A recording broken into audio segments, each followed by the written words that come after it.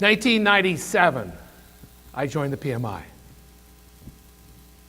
Project management back then was kind of, it's a wave, they said. It's just one of those trends. The engineers, the construction industry, the large capital projects, they got it. They understood project management. In fact, the boys and a few girls in Philadelphia area started this thing called the PMI just a few years earlier. PMBOK 1.0 was out. The PMI membership at the time when I joined, folks, was 30,000. It's just under 600,000 now. My membership number is 64,000 odd, which meant that 64,000 people had joined. They get every successive number to each member as you joined. And so in 97, actually 95, my apologies, 95, 64,000 people had joined and 30,000 remained, and that was the size of the PMI.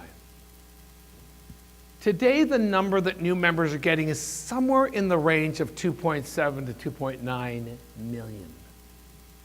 This is a huge community of not just members of the PMI at 600,000 maybe, give or take, but of people that are project management or in the project management business. As a writer, or as an author, as a blogger, or someone that pretends he knows what he's doing, people often say, so how big is this market? How big is this industry? And I then put on my very professorial face and start to pretend I'm looking smart and say, well, the actual size of the PMI business is about 10 times the size of the PMI chapter. If you look at Greenville, South Carolina, and you ask the directors of the PMI the size of your chapter is, roughly, give or take, 600 people. So the thought is, well, there are probably 6,000 project managers in this region. So 10 times the number, 1/10 of the total volume of project managers will be current members. And thus 600,000 worldwide, whatever that number is, 6 million. And isn't that great news? Kinda. Well, not really, actually, because I'm a project manager. You see, in 1995, I'm telling you, honestly, if you could spell the word project management, any job was open for you. If you could spell project management and the word technology or telecommunications, they would start offering you stock options immediately to come to work for them. There were so few project managers in business at the time that really understood project managers. We were desperate to find good people. You could basically write your check. And that's great news back in 95. But here's the problem. With 6,000 potentially project managers in this region, I'm thinking it's getting a little crowded out here, do you think? It isn't so easy anymore. Those jobs aren't just coming. The phone's not ringing every day. My boss isn't walking down the hall and offering me the next one and the next one all the time. And yes, in some cases. But is it a guarantee that you end this gig or end this project at work that you are going to be handed another gig or another project? No. Life isn't so sure anymore as project managers. I'm sorry, I'm a little down about this, am I? This isn't great news. And that's kind of why I'm standing here today. Because I think it's time that we actually face reality. Ladies and gentlemen, the day of that tick box project manager is over. The day of, I read PMBOK 6.0, how do you like me so far? Didn't even arrive. The day, listen, David, I've got a really good resume, a fabulous profile on LinkedIn. I'm a really, really good project manager. It doesn't cut it anymore. The answer is, I'm sorry. There are a lot of you out there. I have options. And that's what your organizations are all starting to realize. We have options. Because yes, you are very good, but so is he, and he, and she, and she, and he. And you have competition. No, but David, you didn't understand. Not only am I really good, but I've got my PMP. I'm sorry. I'm not going to say so what. That would be rude, wouldn't it? Because it takes a lot of effort to get our PMP. I get that. It's a lot of work. It's a lot of studying. And those 60 PDUs every 3 years aren't easy. But so what? That's the minimum requirement these days. I expect you to have your PMP. If you want to be a professional in this business, I expect you to go to the world's largest association for project managers and get the designation. If you don't have it and you are a professional project manager and you call yourself a professional project manager, I kind of question that. Well, but David, sorry, you didn't get it. Not only am I really good at what I do and do I have my PMP, but I've been in this subject matter area for 15 years. Very few people know this side of the business like me. Yeah, that's not cutting it either. So ladies and gentlemen, I'm here to tell you that it's not so easy out there anymore. And I know some of you are feeling it. And if you're not feeling it, I'm here to warn you, you may feel this one day. It isn't like it was 15 years ago. It's certainly not like it was 25 years ago. And every year we go further down the road, this business of project management is growing, and there are some very good people nipping on our heels. They are our friends. We're married to some of them. They're our coworkers, and we need to start waking up and smelling the coffee and realizing that we've got to step it up now. And so what I want to do for the next 2 hours, by the way, this session is now 2 hours long. You see, I'm going to tell you a quick story. My wife, Karen, slipped on the curling rink in mid-December, and she is concussed. First of all, you know what concussed is. Have you ever been through that? It's not fun. She's been completely out of it. She's great now, but she's been out of it for 3 months. Do you know what a curling rink is? Okay. So we're curling, and she slips and falls and knocks her head. So she's had a concussion. I have been in charge of all my own travel and accommodation for the last 3 months. Leading forward, I arranged everything with this for this event. My flight home today is at 5:30. And I just realized it a half an hour ago. I'm a just-in-time kind of guy. I thought, okay, when's that flight? 8-ish to Washington, then to Toronto? It's at 5:30. So if you folks have any suggestions on where I can have dinner tonight in downtown Greenville, South Carolina, I'm looking, because I am staying till 8 o'clock tomorrow morning. Folks, for the next 45 minutes or so, I want to talk to you about what we're going to do about this problem. I want to talk to you about what we can do to take our careers to the next level. Let's talk about things we can do to stand up and be counted. To give ourselves a little bit of an edge when the phone rings and says, hey, saw your LinkedIn profile, we're looking for a new project manager. Are you available? The answer is absolutely. What I want to do is make sure you get the interview.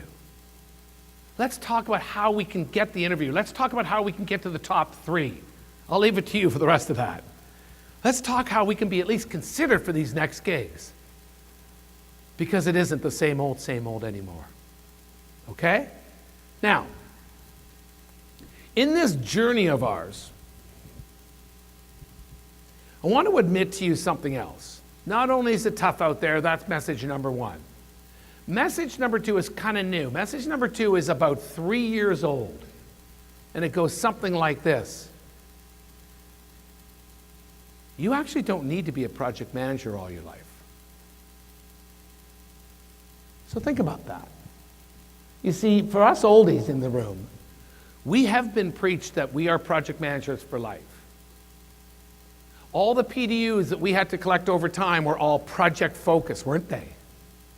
Until about 3 years ago when the PMI released this triangle, knowledge triangle, which said, new rules, it's not just 60 PDUs every year, every 3 years. It's 8 in each one of these areas, right?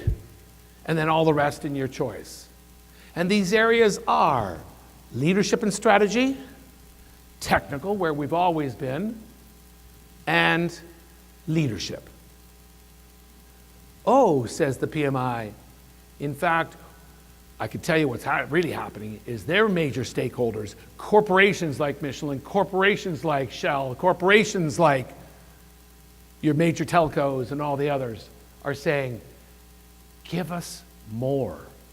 Give us something more than your tick box project managers. We see what you're doing. Give us something more. And in fact, what the PMI is realizing is the truth is this isn't just a career anymore. This is actually, new words, a core competency. And I can tell you, folks, that when you start realizing what you know, what you are able to do, your leadership skills, your organization skills, your risk management skills, listening to Harry today, love that Southern drawl, your ability to manage stress, to work through change, this is pretty cool stuff.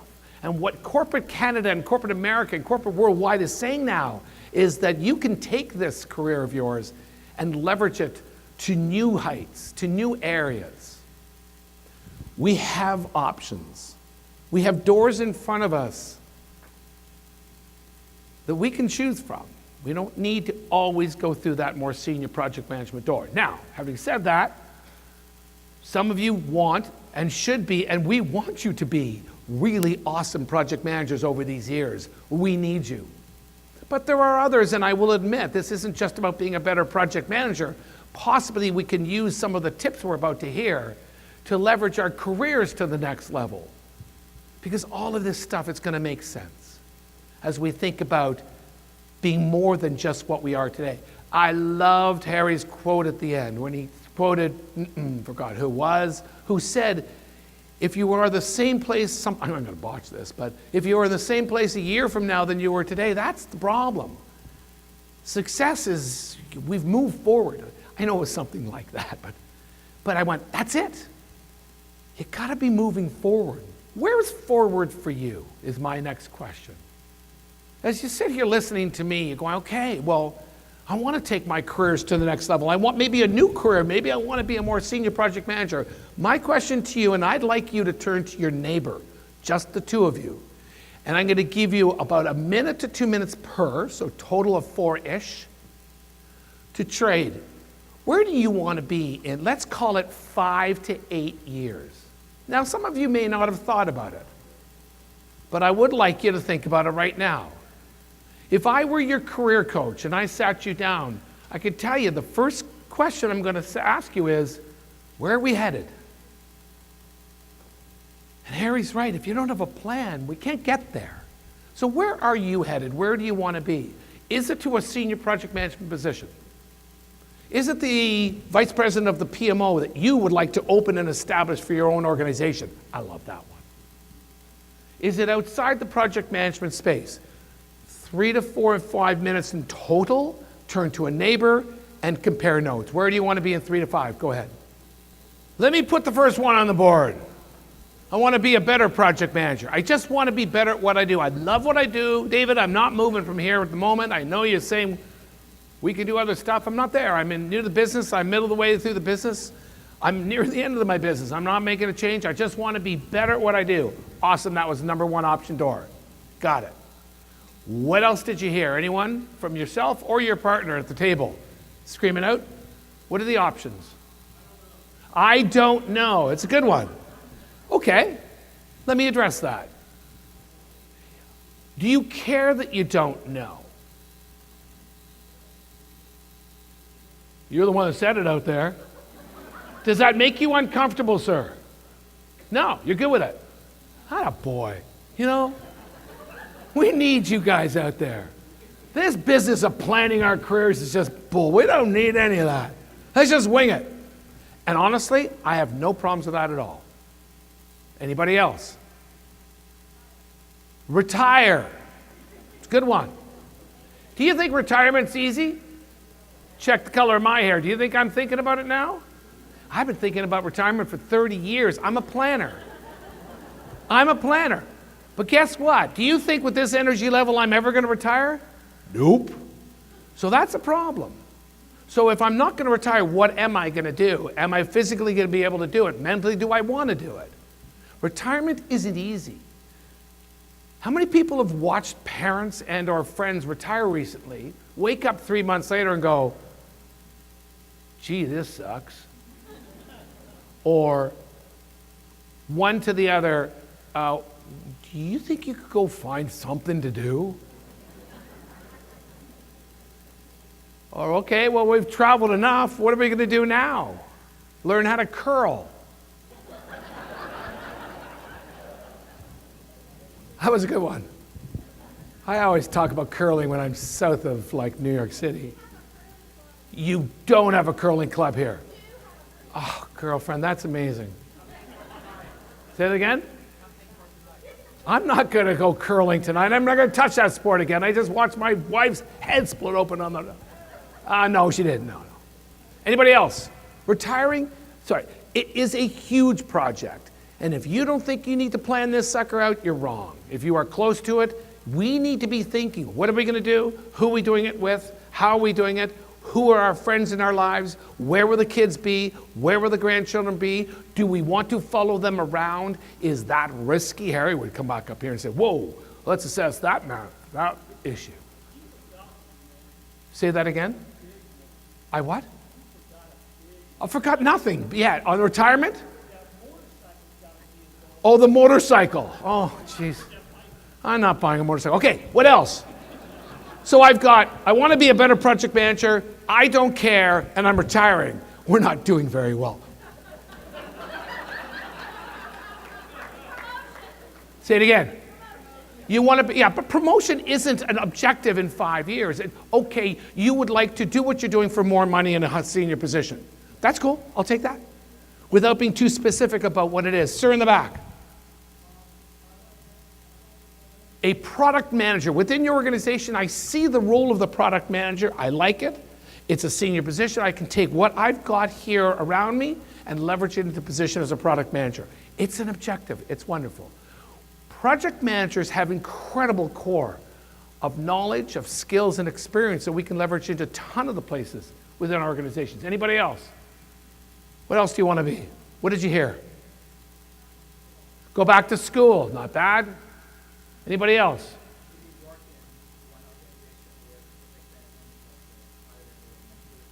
Okay, so I want to move to another organization where project management is at a higher level of maturity, which will challenge me as a professional and give me the ability to grow as a project management professional. Bingo, love it. Anybody else? An SRO, which is? Oh my goodness, I love it. So my latest book, 6th book, 7 Elements of Strategy Execution. This suggestion is an SRO. I've never heard those letters before in my life. Strategy Realization Officer. We've got a strategic plan. Organizations need to start waking up and realizing that unless they put an SRO in place or something equivalent, your strategic plan is going to be just where 60% of this country's and this continent's strategic plans are, which is still on the shelf collecting dust. Project managers would make great SROs, strategy realization officers. Why? Because strategic plans really are, duh. Our senior executives just don't want to believe it, do they? And they don't want to hear the word project management. This is strategy. This is strategy execution. Don't run in there and say that they're projects. Just know that they are and go in there and pitch yourself as the SRO. Brilliant suggestion. How about the lead of the PMO? How about the creator of a new PMO that doesn't exist? How about the director or the executive vice president of the EPMO, your enterprise project management office, which doesn't exist, But because you have so many PMOs worldwide growing, you're going to need an ePMO. There are so many options out there for us. Taking our careers to the next level isn't just, heads up, you can't be the tick box project manager anymore, and it's no longer just good enough to be PMP, subject matter expert, and really good, but it's also taking our careers to a level that maybe we start thinking about that SRO position. Maybe we start thinking about that product management position, or retirement, or that I don't care position. We put our minds to it, and we got to stand up, folks. We've got to do it differently. Anybody want to run their own business? Anybody got that entrepreneurial spirit in them? There we go. 2 of them, and they're going, yeah, baby. Okay. So the reason I said this is now a 2-hour session, and to tie the I'm a terrible organizer of my time and flights, is because now I'm going nowhere. So we're here till 7. You good with that? We're just going to add a couple of PDUs to it. So the next couple of hours, my roadmap, I want to think differently. I want to learn the business. I'm going to suggest we talk about our brand, being a great communicator, learning how to sell, and finally, as Harry mentioned earlier, it's been mentioned a couple times, have a plan. Those are my 6 words of wisdom for the day. And that's where we're going for the next little while together. You good with that? Great. If you want a copy of this PowerPoint presentation, there's not a lot of text in here, but it could certainly make it available to you. You can always go to my website, davidbarrett.ca, and I can tell you, I have blog posted on actually every single one of these, plus more and more and more. Your website or your web masters here for the chapter now have access to all of that content. So, I'm in a meeting recently. I run a project management education program, a master's certificate in project management, 18-day thing up in Canada. And we've actually expanded to 9 universities. And I got this very senior director that's my boss's boss. And we need to replace somebody. Doesn't matter who, where. And he made a really interesting comment. So this is a senior management position. And the positions come up, and the logical person in my mind was him. Not him, but somebody. Right over here. Call him Bob. And I said, Alan, isn't Bob the likely choice? And he said just these few words that really struck me. And he said, David, Bob hasn't got a strategic bone in his body. Ouch. Bob wasn't even being considered for this position. Senior executive of this organization, of this university, is saying, in order to get to this level, we need to be looking for people that think differently. There was a line, he suggests. This is easy back here. You want to go over here. If you want to be a part of the discussion, you need to start thinking very differently. If you want to be a part of this party up here, you need to be creating a different mindset. Call it a strategic mindset, possibly, but you need to be thinking differently. You see, as project people, we think the day-to-day, don't we? We think maybe the week-to-week. Yes, in fact, we think the month-to-month. We've got goals, we've got objectives, we've got a schedule, we've got our budgets, but it is here, it is this project. And that's the piece that's not cutting it anymore. As I'm looking for that next project manager, I'm looking for the person, or even a position in my organization. I'm looking for a person who can look at the body of work that's got to be done, completed or directed, and understand how it connects to the rest of the world, how all the rest of the business affects it. I need to have someone that's be able to say and be strong enough to say, does this really fit into the strategic plan? Is this really part of the plan? Is this what we were really thinking of doing? The big picture is the key here. And you and I are not used to this. We are not used to discussing the big picture, primarily because we've never been invited to that conversation, have we? Very seldom are we invited into the conversation. It isn't often that we're invited into the strategic planning process. It isn't often anybody cares what we think about the strategy of the organization, where we're headed, why we're headed. And if that's the case, and that's fine, but when we sit there and say, but that's the case, well, so what? Why don't we change that up a bit? Why don't we start asking the questions? You see, when you start asking the questions, rather than have somebody come and knock on your door, waiting for that doorbell to ring and say, hey, David, would you come into this meeting? We're talking about the next 5 years of the organization. That's not going to happen unless you show an interest in the next 5 years, I suggest. Now, I get some of your organizations, they're mammoth, and you can never get to that level. But so what? Forget the strategic plan. What about just the simple why? How many of us are sitting back and just working because we're working? Doing the projects because we're told to do the projects? How often are we actually saying, why are we doing this? How does this fit in? Who are we serving? Where's the business value? Where are the project benefits? What is this body of work producing that will improve people, customers, employees, my peers, the community at large? This is the conversation when you are being interviewed that will ring a huge bell if you can get the conversation around to this piece. Because then all of a sudden the receiver of this conversation says, this person's different. This is the first time in all these interviews that I'm actually having a conversation about why we do the work we are doing, about the business benefits that this work is producing, about how this fits into the strategic plan. This is the first time I've had this conversation. I promise you that no one before you in those interview processes, or even just in the daily conversation with you and your boss or your boss's boss, that no one is having those conversations. My number one tip, start thinking differently. Get the blinkers off, ask why. Find out where the strategic plan is if you can. Understand business benefits. Understand business value. If this is foreign to you, that's fine. But let's fill that gap.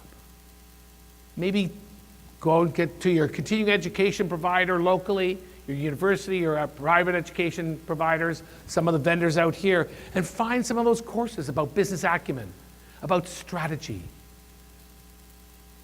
There's a whole bunch of content out there to help you and I understand this next level. I am not suggesting that this comes naturally to you. So maybe this part of your education at college, university, high school, whatever it was, maybe there's a gap here. That's fine. If the plan says you want to get to that next level, this piece of it is required. Go fill that gap. Find the big picture. Number 2 of 6. This kind of melds with the previous in number 1. But I am not interested in working with people that have been in IT all their lives. I'm sorry. That was cool and that's good and that's all right. However, you see, today's projects, today's work involves more than IT. It involves the business. It involves marketing. It involves the engineering department. It involves the innovation department. When you start talking to me and indicating to me that you are a candidate that knows more than just the silo that you've been living in for the last 5 years, then I'm interested. Because today our project work is much more enterprise level. Do you agree? It's much more enterprise level. It isn't just project in a box. Here it is, we're done, fit it into the system where it's supposed to fit in, and we'll go on doing some other work. That's not how it works anymore. I want my project leaders, my senior project managers, to understand how the rest of the business works. And not only that, but I'm going to throw another bit of muck at you and challenge you at another level here. It's not just your business. It's the whole blooming industry. It's your competitors. It's how your resources work. It's where you stand in the market. It's trends in your industry. Are you in the telecommunications business? What's going on in your industry? What are some of the challenges? How is your business going to be transformed over the next few years? You see, the project manager, the senior leader in my project world, he's actually going out and discovering the pieces of the puzzle they don't know. They're taking time away to learn how the rest of the world works. They're going to conferences.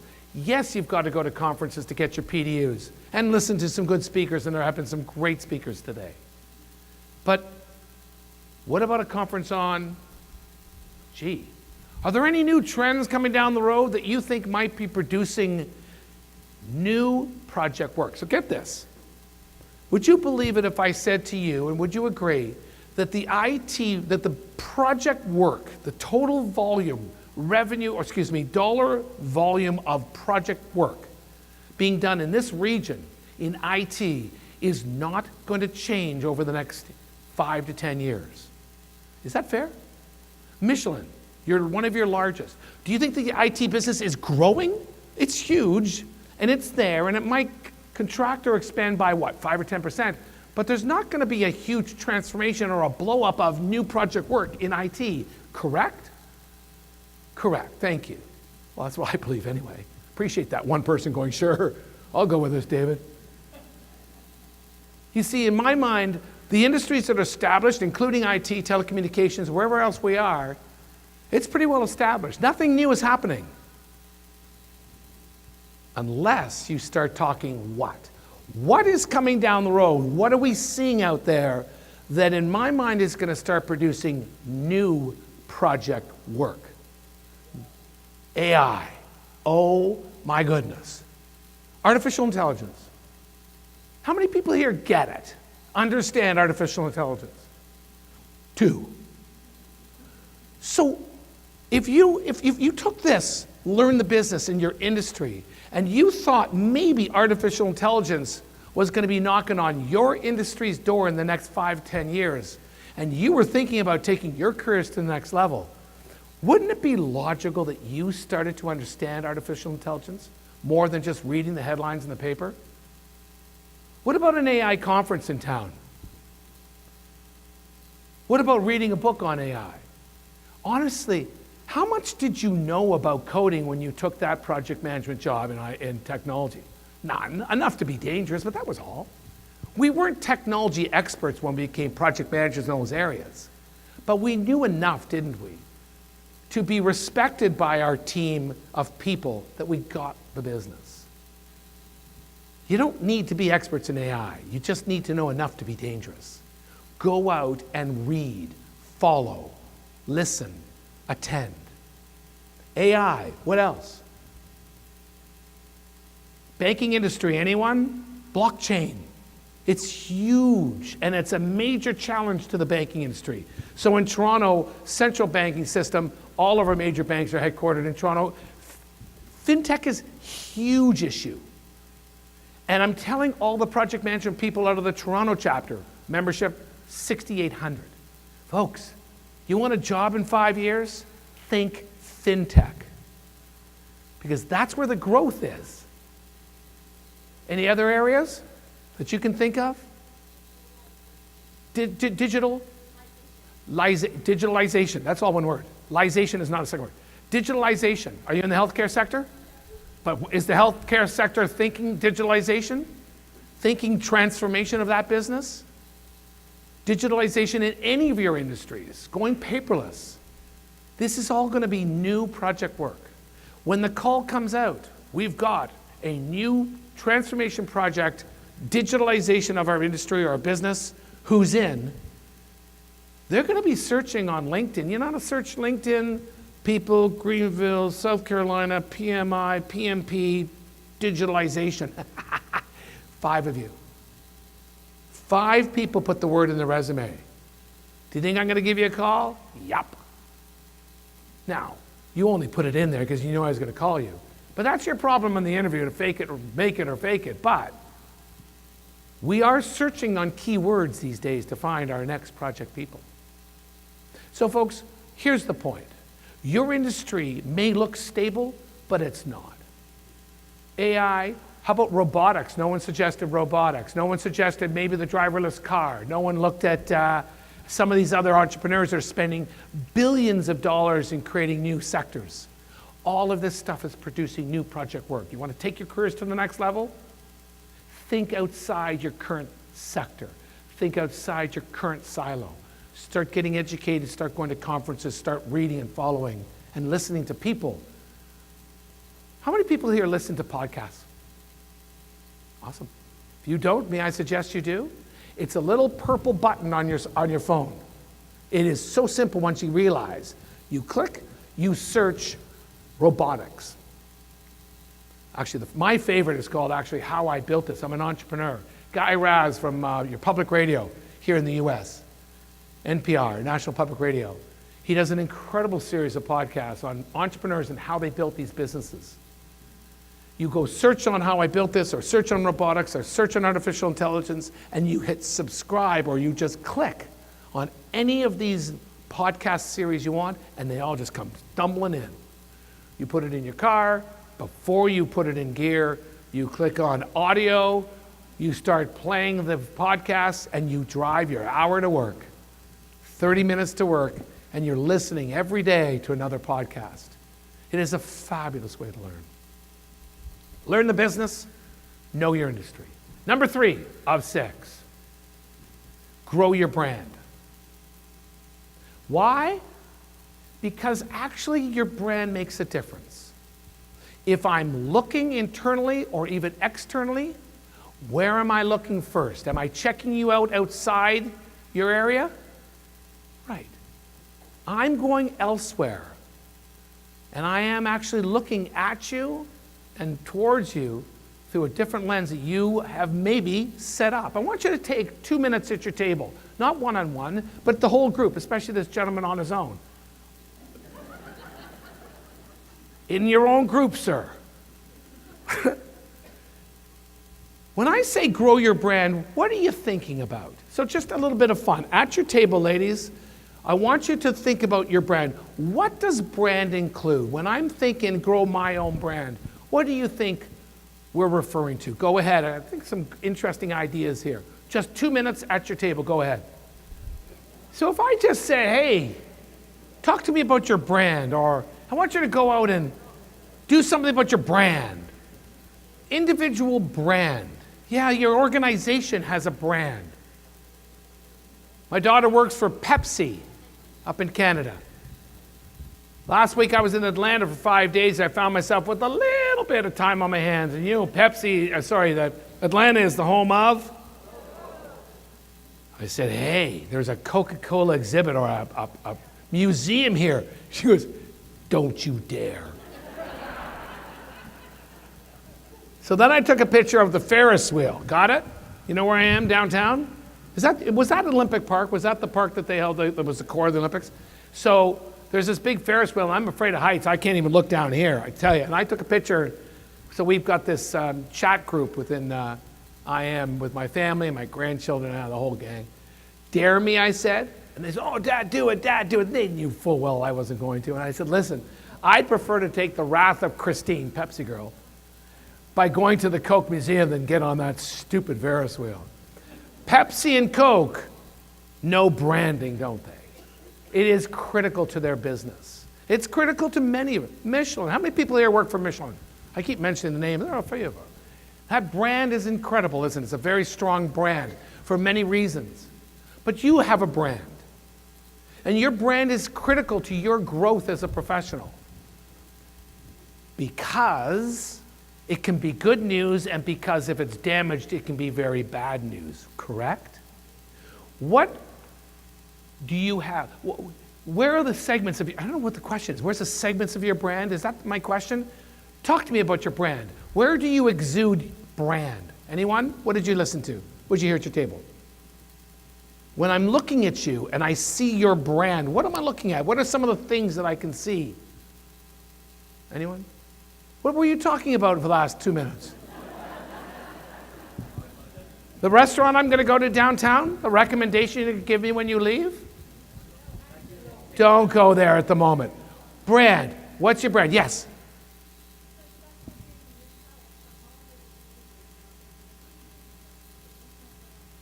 Okay, it's about separating yourself from all the other candidates. If it's an internal or external job, that's what your brand, that's what a good brand will do. It will separate you from all the other candidates. Got it. So here's the question. What goes into your brand? Show me the inputs. Yes. Kathy. Say it again. So I'm sitting at a table of board members. Do you think being on the board of the PMI improves your brand? Absolutely. It's right there. And do you think it's a hidden line on your LinkedIn profile? It better not be, because it's a huge branding piece. Board member of any not-for-profit, board member of any community group. It is a huge part of anyone's brand. It says something about you just with the text on the page, doesn't it? What else? Another input. Yes. You again. Thank you. No one else is talking to me.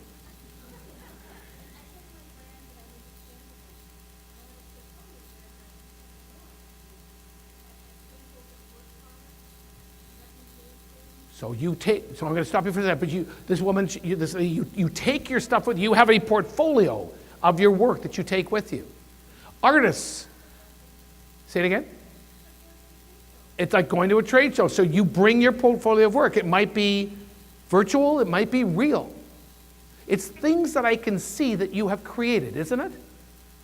So an artist brings their brand to a show by pulling their portfolio, and they got a whole bunch of stuff. A professional, a project manager, produces a brand. What am I looking at when you say, you show me all these things? What do I do 2 p.m. every Wednesday for 5 years? I write.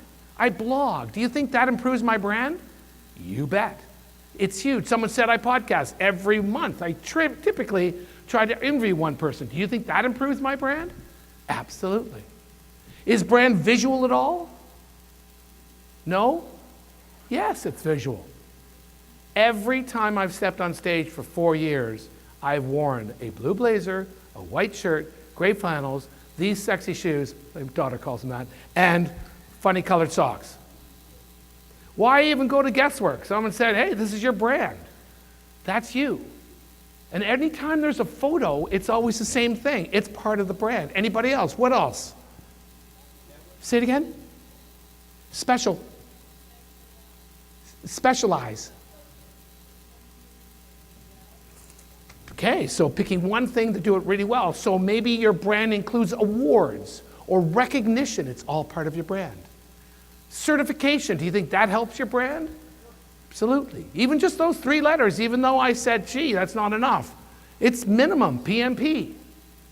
It's part of your brand. The output, the articles you write. Did you know that LinkedIn accepts articles now? You can go in, I think you need a special level of LinkedIn, but you can use it as a publishing piece and publish as many articles as you want. And so when I look at your profile, there's a little line that says more articles or something. Or there they are, 10, 15, 20 articles that you've written over time. It's output, it exudes your brand. Someone said to me the other day, David, I love how you write. You've got a certain style. It's kind of kooky and very, very relaxed. My wife hates it.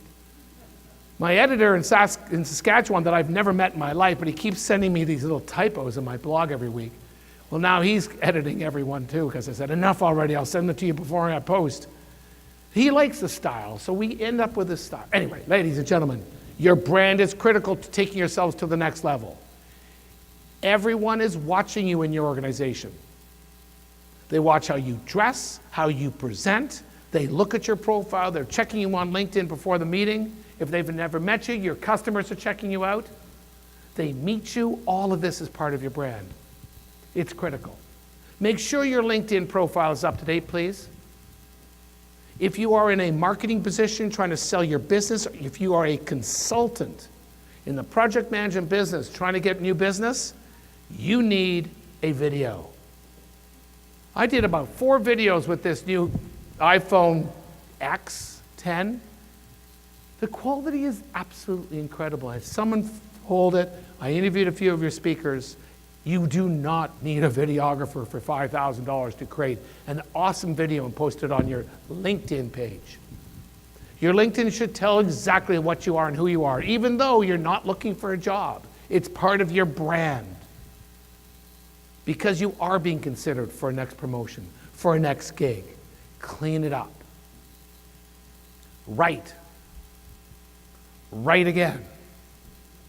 Get involved, table in the back, whole bunch of project people, bunch of volunteers to the chapter, board members. Get involved in local work, good work. And certify. And I'm saying that because we have huge opportunity here as project management people to add letters to the end of our name, starting with PMP, right? But there's more than just PMP that the PMI is offering. And honestly, it's a slam dunk. If you are new to the PMI, let me give you a 15-second 101 on certification of the PMI. We have this PMP thing, Project Management Professional. I call it the mothership. And then we've got, or mom and dad, and then we've got the 5, 6, 7, 8 babies, the kids. These kids are powerful designations. They are powerful certifications. They're not the same as PMP. It isn't a 400 or 200 question, 4-hour exam. It's lighter. It's a heck of a lot lighter. Don't you love that? CAPM, forget that. PMP, 877,000 PMPs. You think it's competitive out there? Portfolio management never really did very well. But look at some of these other numbers. Look at the Agile certified practitioner at 23,000. And those numbers are still a few months old. You want to take your brand to another level? You want to improve your brand? Look at some of the certifications available. That's like a 3 to 5 day course. Anybody here offer or been on a ACP course, PMI ACP course recently? How long? 3 days. Exam included in the 3 days at the end? Bingo, you're done. It's not in the 3 days. You were pulling my leg on that one. This is easy stuff, folks. It's right there. The one that I helped create the IIBA, the International Institute for Business Analysis. Had a meeting one night, we all suggested, let's start it. There were 22 of us in the room. I got out pretty fast, I didn't stay involved. That second to last of the PBA, honestly, if I'm looking for a project manager and I see the PBA beside your name, it says to me something. It says that you understand that no project's going to be successful unless you get the requirements right at the front. It says to me that you understand enough to be dangerous, enough to help us make sure that before we go to the build, that we've got the blueprints done right. And that's what business analysis is all about. Making sure that when we build it right the first time. Stakeholder analysis, gathering requirements, sorting out all the information on the details, modeling the solution. That kind of lesson, that kind of education really improves your brand. How many people here are ACP certified? I know that, oh, so it's 3 days, but you haven't done the exam. I get it. Sorry, 2, 3, 4, 5, 6, it's awesome. These guys are all standing out in the crowd. Because the moment my organization is looking for someone that knows Agile enough to be dangerous, only these 5 are getting the call. They're only getting the interview. It's not that we're going to be Agile, but we're thinking of it. So the next project management team I'm going to bring in, I want them to understand it. I don't want to start from scratch. I'm now looking for project managers that have that extra piece, that have more than just the same old, same old. And you have that Agile experience or that Agile certification. Doesn't mean you're great at it, but either is PMP. Anybody on the risk management professional? The RMP, 1, 2, 3, 4, totally new. And risk management is so critical. It's totally cool. It's great. And there are others. Okay. Anybody, sorry, with the PBA? With the BA side? Look at that. Now, one person has got that PBA, that requirements. Where are we now? Number 4 of 6? Be a great communicator. Your career is going, this is rough. I shouldn't do this. Someone said, at dinner last night, he is a little brutal with his words. I know, but I'm going to be out of your hair and you can criticize me later. You want to take your careers to the next level, you've got to be a great communicator. You don't have to be awesome at everything, but you need to care enough and know enough that communication is absolutely critical. And there are so many ways we can go through off on tangents, because I do still have an hour and a half, of course. But, you know, there are so many parts to well, what do you mean, communication? So let me give you a couple of tips. This one's quite interesting, actually.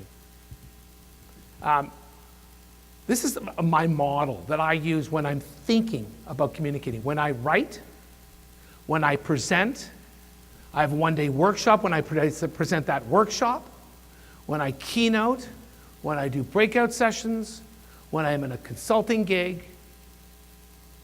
This is how my brain works, and it's all about communicating. First of all, my communications engine, this is all about my engine. My engine, my communication engine has process built into it. Is it process or process? I say process. Is that Canadian? No, thank you.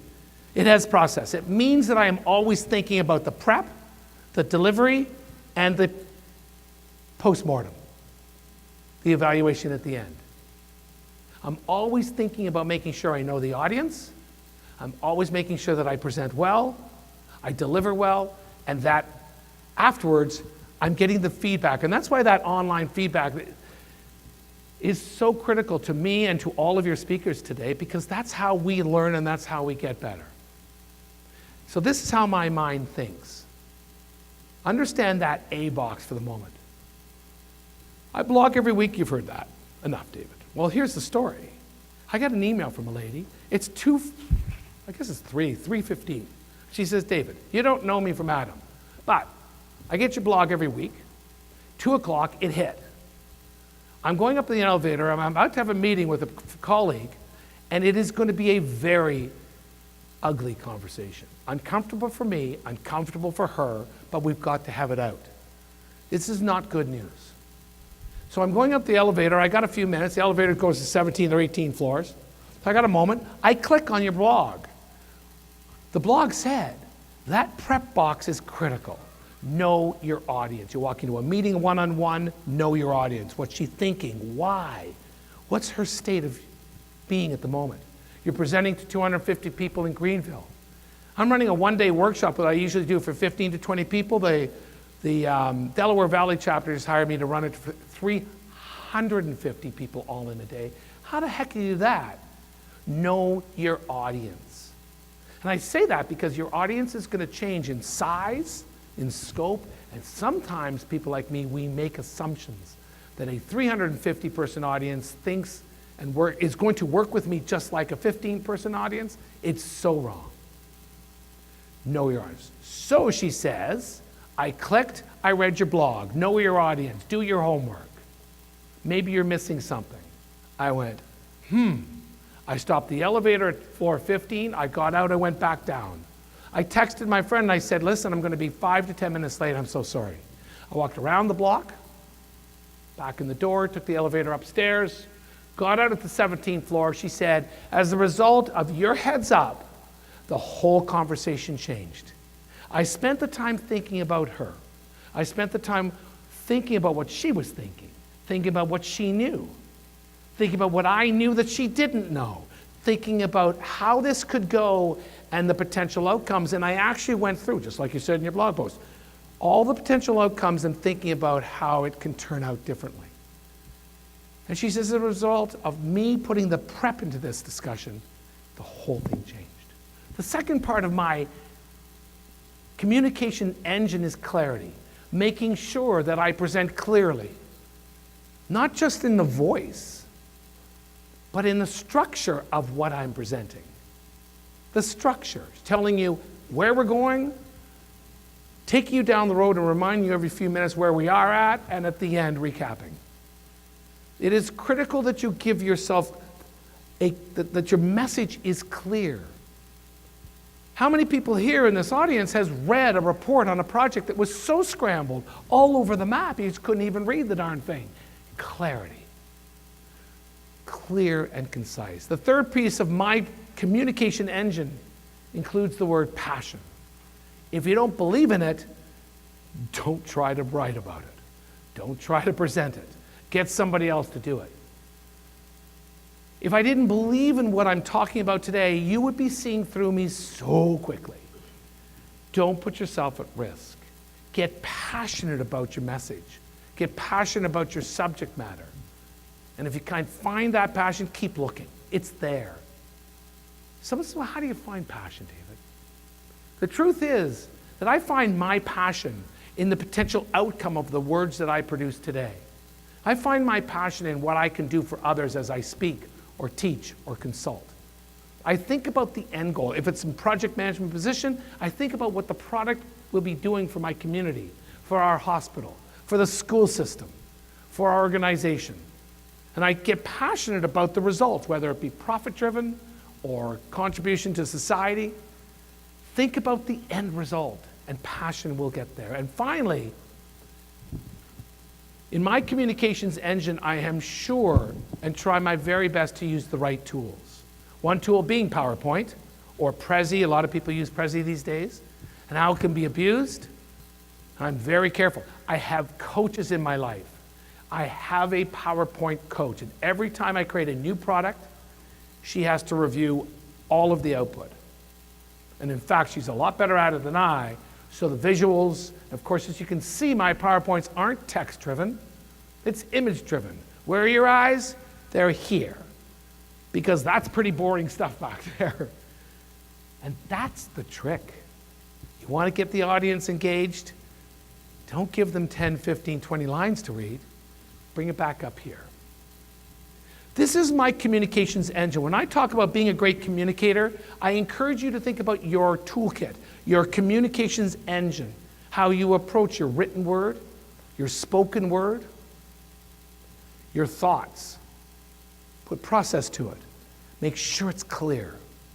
Use the right tools, and for goodness sakes, be passionate about what you're doing. So, 7 plus or minus 2 is the key to a good, solid communications engine. Do not give me a report with 15 items. Don't give me a speech or a presentation in front of the board or the group that's got 12 or 15 or 20 pieces of information. Only 7 plus or minus 2. That's your new rule. And I can tell you that if you take that away with you, when you communicate, your audience will praise you. They will say it was succinct. The clarity piece that I talked about earlier will come clear because there were only 6 items. And in fact, you told me what they were at the beginning, which I did. And every once in a while, you're reminding me where we were, which I've tried to do, although I've lost count. But we all know that he's only got 6 items, and we'll be out of here soon. Because if I had said 12 or 15 and I was only at 6 now, you'd be looking at your watches going, uh-oh. And not only is he going to keep us for an extra hour, or potentially we're just not going to get the value of the last 15 items. And that's not fair. Spreadsheets, reports, speeches. Think about your communications engine. 5 of 6, learn how to sell. Project managers, senior project managers, directors. The next level of your careers, ladies and gentlemen, you need to understand how to influence people. It's not really selling. This is not old school Xerox selling skills 101. I can sell you a pencil even if you don't want the pencil. That's not the selling I'm asking. But how many times and how often in our careers as project people are we required to go in and convince others that we need more money, that we need more time, that the requirements are wrong, that the stakeholders changing and the scope creep is killing us? Those of us that go into those meetings and are winging it, we are damaging our brand. Those of us that take time and think about maybe this is a gap. This is an interesting piece to me going to the next level. Because at a senior level, you do need to be able to sell. And if I can get better at this, Influence Without Authority, great 2-day course somewhere out there. Selling for Non-Selling Professionals, great 3-day course. There are some really good titles out there. Look for them. And it isn't Selling Skills 101. It's influencing skills. It's how to go into those meetings prepared and how to understand and pre-understand the objections and be prepared with those objections and address them in your presentation. Learning how to sell is really, really critical because at the next level, it's foundation stuff. So if you are thinking, entrepreneurs, the two of you that want to run your own business, better get at it because you are going to be your only salesperson. Those of you who want to become run the PMO office in your organization, better get at it. You're going to have to be convincing people about the needs for the PMO. And I want to end the day with the 6th bullet, the 6th key, in my mind, of taking your careers to the next level. And we have already talked about it because my friend Harry, he mentioned it. And it is simply have a plan, ladies and gentlemen. If you go away from this and start winging it, if I see you next year or 3 years from now and I say, so how is it? Well, nothing's really changed. My question to you will be, well, what was the plan? And those of you that say, well, there really was no plan, I can tell you, there will be no surprise in my voice. Those of us that have a plan, we succeed. We get where we want to go. Now, strategy 101, where are you today? Where do you want to be tomorrow? And how are you going to get there? That's what I'm talking about. A good analysis and a good understanding of your strengths and your weaknesses. Your SWOT analysis, your opportunities and threats to you as a professional. A really good understanding of where you can be in 5 years, where you want to be as a product manager, as an entrepreneur, as a director of this or a vice president of that. And then, of course, the goal is if you know A and you know B, C is so easy. They're my weaknesses. Those are the courses I should be taking. These are the books I should be reading. These are my strengths. This is the kind of work I should be doing more of to increase and improve my brand. These are the things I should do to show people that I'm really, really good at what I do. One day I was running a conference in Toronto, Canada with 2,000 people in front of me, and I'm the conference director. I owned the business at the time, and there's this guy up there talking. He's a keynote speaker. My friend Derek Sweeney was standing beside me. He's my speaker bureau guy. So I paid Derek to find me a good speaker. There he is. I'm paying Derek. Derek pays him. Got it? Derek knocks me in the shoulder and says, David, the light bulb just went on. That's you. This is like 20 years ago. I said, what are you talking about? He said, actually, you're going to end your career as a keynote speaker. I said, really? No, I'm early 40s. I said, what are you talking about? He said, I see you on stage. You know what? Not many people can do this. You can actually be a keynote speaker in your career. And I thought, that's the stupidest thing. I said, well, what am I going to talk about? He said, yeah, you'll figure that one out. That's not the biggest problem. The biggest hurdle is just being comfortable doing it. 3 months later, I'm telling you the truth. I decided that I would become a professional. I know, terrible place to really stutter, isn't it? That I was going to be a professional speaker. I decided that's it. I did the current state. I own the business. I'm going to have to sell it. I'm doing that. I'm not going to do that. So I got nothing to speak about. There's my gap. I'm good at standing on stage. I'm fearless on stage. I'm not, so long as I know what I'm talking about. Here's where I want to be. And I started studying what professional speaking was and certification and what it's like and all that. There it is. I decided that day that when I turned 60, I would become a professional speaker. And I did it. And I did it 2 years earlier when I was 58 years old, and 5 years ago, 6 years ago, I became a professional speaker. I sold the business a few years earlier. It was part of the plan. I had gone to conferences. I had read books. I had read videos. I introduced myself to speakers. I knew everything, and I was ready. And I'd even got 24 other people to write a book that I could talk about. Cheated. Have a plan, folks. Know where you are today. Understand where you want to be tomorrow, and then put the plan in place. That's how you take your careers to the next level. My name is David Barrett. My website is davidbarrett.ca, and that stands for not California, like the last conference introduced me. If you want to communicate with me, that's my email address. I am on LinkedIn. I'd love to see you there. I'm obviously on Twitter. I really hope you've enjoyed this conference. I appreciate you sticking around for this. We appreciate your attendance in this conference. Thank you all very much. I'm going to call up the team to do a little, not too sure that we rehearsed this piece of it. Amanda, we got 10 minutes. What does that mean? We got 15 minutes. Okay, I'll tell you what.